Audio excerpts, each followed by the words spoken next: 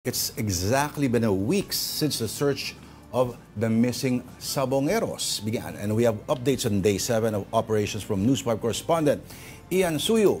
Ian, okay, kamusta? Natapos na ba yung paghanap niyo sa unang quadrant, ano? Yung higit 1 hektarya dyan sa lake. Anong phase na ngayon ang search? Nasaang phase na? Oo, tsaka may breaking news daw. Oy. Si Ian for us. Sige, Ian, go ahead.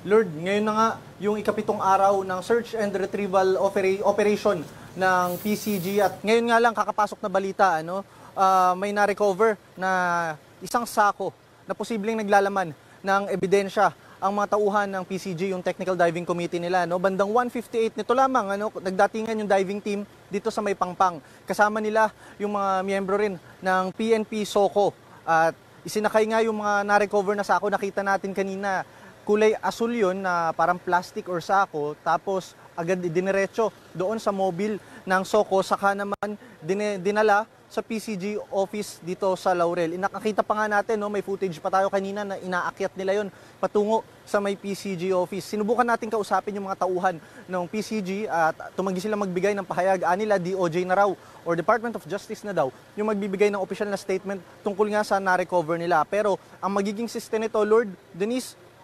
nakatakda itong dalhin sa PNP Forensic Group dito sa Batangas, saka ite-turn over papunta naman sa Camp Crame, kung saan nga ginagawa or nalikom na yung ilang mga buto na nakuha noong mga nakaraang araw.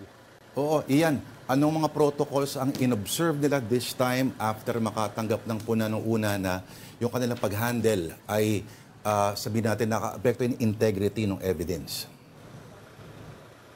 Potential evidence.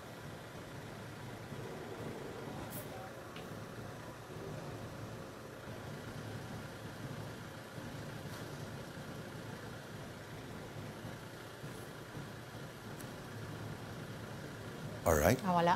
May delay. Nag-freeze yata tayo. Anyway, tinatanong natin sa ating News 5 correspondent, Ian Suyo. Naputol nga. Ian, can you hear us? May konting delay, but I think we can ask him again. Yes. Ian? I think we're having merong konting issue with his earpiece siguro. Pero again, breaking news. I wonder what's so different about yung nakita nila kagad for them to have so many steps right away. Biglang, asul na sako, diretso na daw sa mobile ng SOCO, then PCG office, then to the PNP Forensic Group sa Batangas, tapos Camp Crame na. Ang dami ng Ito kaya pareho din ang laman like nung na-discover last time. Or hindi malalaman kasi like nag-observe sila ng protocol na wag galawin agad, i-preserve kumbaga yung integrity ng potential evidence. Kung ito nga ba ang nilalaman, these are human remains or animal remains, yan ang idediretso siguro. Okay na ba si Ian? Oo, alamin natin kay Ian.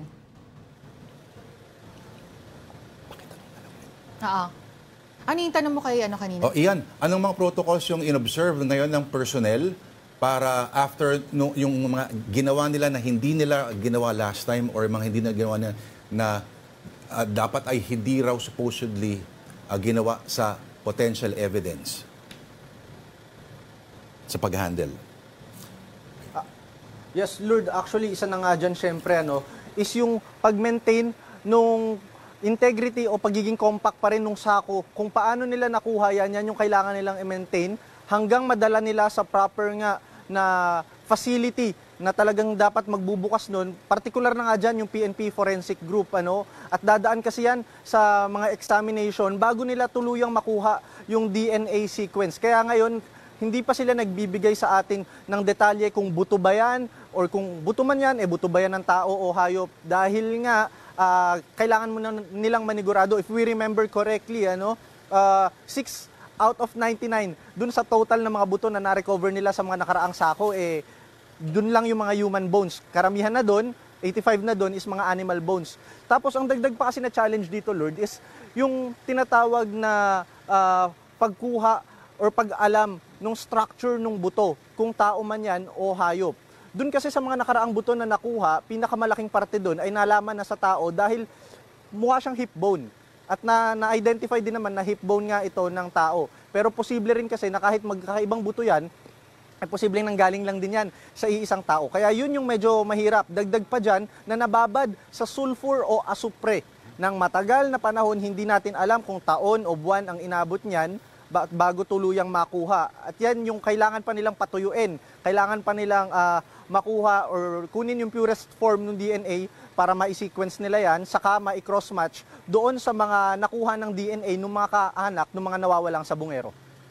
Sorry, ano daw ba yung epekto pag nabababad sa asupre and how long will that take yung pagpapatuyo to get the purest form? Kasi dadagdag pa ulit yun dun sa araw na bago pa makuha yung DNA result. Denise, kasi yung bato, di ba? Yung buto, made or mostly yan ay composed of calcium, and pag naka-apekto yung sulfur dyan, nagdi-disintegrate yung mga parte niyan at mahirap nang kunin or durugin or pinuhin sa ginagamit nila na machine pang extract. At dagdag na nga dyan, nagpapatagal din yan. Kailangan muna kasi nilang patuyuin yung buto throughout. At ayon nga sa PNP Forensic Group, inaabot daw yan ng 5 to 7 days yung pagpapatuyo, tas another week pa yung extraction para makuha yung DNA sequence. Sorry, go ahead. Hindi, bakit ngayon ang sabi ay pinag-aaralan na raw ng LGU ng Laurel, Batangas na magdedeklara ng state of calamity? Ano yung reason behind that? Okay. Patungkol naman dyan sa bagay na yan, kanina nga nakausap natin yung municipal administrator ng bayan ng Laurel. Sinabi nga nila na malaki yung epekto nitong isinasagawa na retrieval operation ng PCG. Kaya humina yung bentahan ng mga paninda nila na partikular na yung mga isda na bangus at tilapia. Yan daw kasi mga main talaga na inaangkat or binebenta nila. Dahil nga rin sa pangambayan ng mga tao na posibleng contaminated yung mga isda na nabebenta dahil nga dito sa issue ng mga missing sabungero. Ayon nga sa kanila 1 to 2 weeks na raw silang matumal ang bentahan dito. Yung iba nasa lupa na inilagay yung bangka nila dahil wala daw talaga silang maibenta. Kung sakali man nagdadala sila sa mga palengke, ibinabalik lang din daw dahil hindi nauubos yung mga paninda. Kaya nakaka-apekto daw ito sa economic climate or rate ng bayan ng Laurel. Ian, meron akong last pero hindi ko alam kung may valid ba tong tanong na to, no? Yung pag-handle ng evidence, so hindi nila binuksan yung sako. Pero paano nila nasilip ba nila yung mga laman? At kung hindi nila binuksan yon, paano ba ma-assess yung contents? At yung sakong yun ba ay kapareho din or may ano yung things in common niya with the previous sacks na na-retrieve? At ito ba'y rin ba supposedly may batong nakatali sa kanya? Oo, pabigat. Oo. Lord, yun nga yung medyo challenging sa part natin dito sa media dahil hindi natin makita exactly kung ano talaga yung laman ng sako na yun dahil talagang tightly closed siya, and hindi natin alam kung yung blue na sako na nasa video nga na nakuha natin na plastikan na ba uli yun, na balot na ba uli yun.